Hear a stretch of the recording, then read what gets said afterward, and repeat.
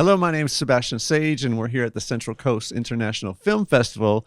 And I'm joined by this fine gentleman who presented a film. Tell us your name and the film you presented and your role in it. Yeah, well, thank you. My name's Mark Petrie. The short film is Unkind Cut. You can check out information about it on Instagram at Unkind Cut, one word. Terrific. And what was your role in creating this film? Yeah, I wrote and directed and had a role in producing, and it's about vasectomy. If people don't know about it, it's a dark comedy. It's dark comedy. It's not gritty realism.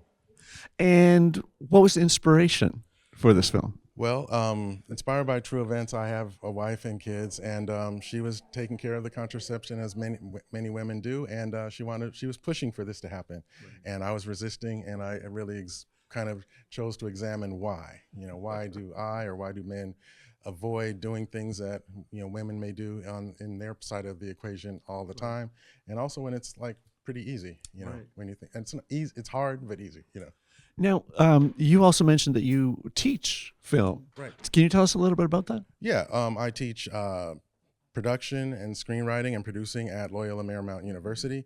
I say my niche is kind of like teaching screenwriting to production students and producing and production to screenwriting students. And yeah, I went to film school and I really remember that, even though it was a long time ago. So I really feel like I understand what the students are going through. But when I chose to go, I viewed going to film school and getting an MFA as like the 15th reason to go to film school, and I would maybe teach with it. But maybe when I was old, and I realized I got old, and but actually it's something that I really enjoy, and you get revitalized by different students every year, new ideas, and also just trying to share some wisdom and shepherd people through finding their voice and and learning about the industry and storytelling. Storytelling is what it's about, what makes us human. Right. I love that. Can you tell us a little bit about what inspired you as a young lad? Did you always know you wanted to go into film, or was there a moment in time where you made a decision to go to film school or something? There was a moment in time, and I'll try to make it short. I actually came to it in early adulthood after my undergrad. I always did well in school, and I thought maybe I'll go get an MBA. When I was in college, I thought, well, maybe I switched, got a little bit more social conscious, be an MPA, but I wanted to be work in government or be an elected official, to have an impact on the world, to have an impact on society. I actually got a job working for an elected official, which was great, but I also kind of saw the next 20, 25 years, and I didn't quite have the fire in the belly for that. Had friends that were artists and just kind of helped them out with their screenwriting and productions, and realized that if you want to have an impact in society, what's more effective than being involved in the media, and particularly Western media, and just what it does within the world, impacting lives. And so not that I'm doing that now necessarily, but the motivation was the same, even though it's a whole different pathway. And so now I'm having an impact on society in helping others get their stories out there and their skills out there. And we're all still dabbling and trying to do a little bit of that myself.